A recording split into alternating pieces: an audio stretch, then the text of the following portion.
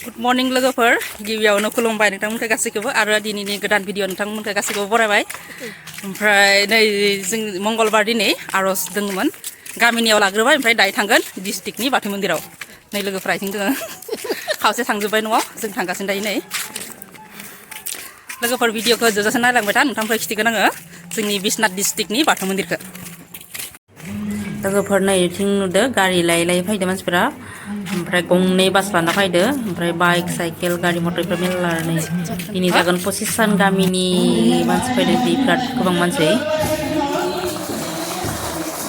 हाबबाय जों नै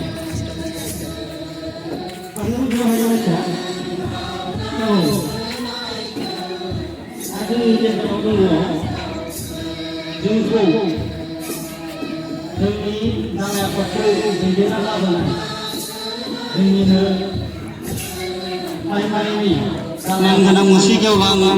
रबिस्वर मोसाहारि बिथांखौबो आंनि सिनायथिखौ खावलायनाय जाबाय एकदम खामानि मावनायाव गोख्रोंथार बिनि थाखायनो जोंहा दिनै मानसिया बुरजा जादों बिथांमोननि दैदेननायाव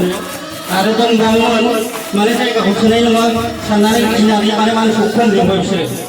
आरो नंगौबा नै जायगा थोनाय नङामोन माने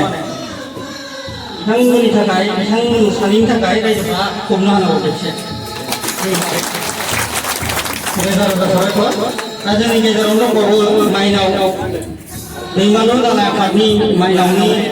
आफादगिरि आंनि सिनायथिखौ नोंथां खावलायनाय जाबाय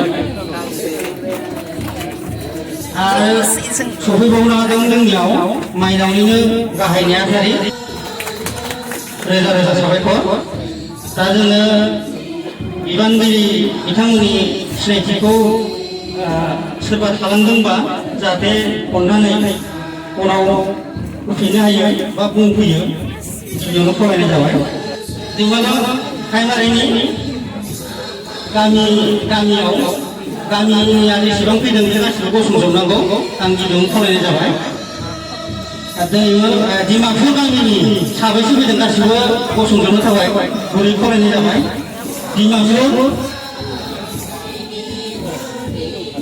दे रोजा रोजा साबायखर बांसिन खोमाथि बुंगरिना रोजा रोजा साबायखर बिनि उनाव दङ जोंहा जामुगुरिनि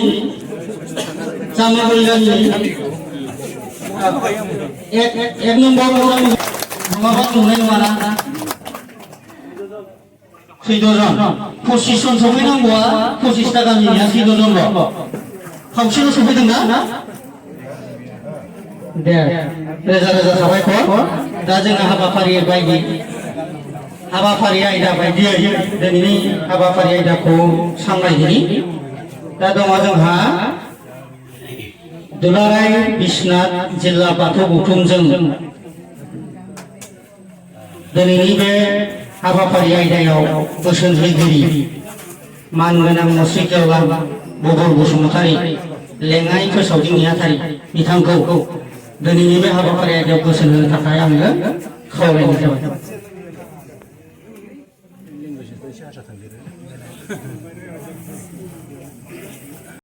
আজি গহপুৰৰ পৰা আহিছোঁ চান্দাৰ গহপুৰৰ পৰা আহিছোঁ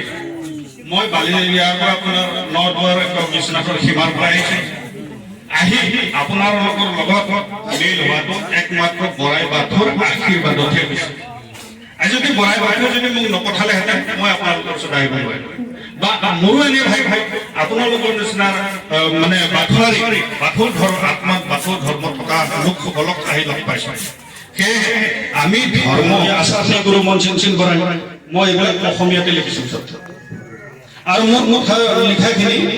এতিয়ালৈকে চেণ্ট্ৰেলে হওক জিলাই হওক আঞ্চলিকে হওক কোনো মোক মানে ভুল হৈছে বুলি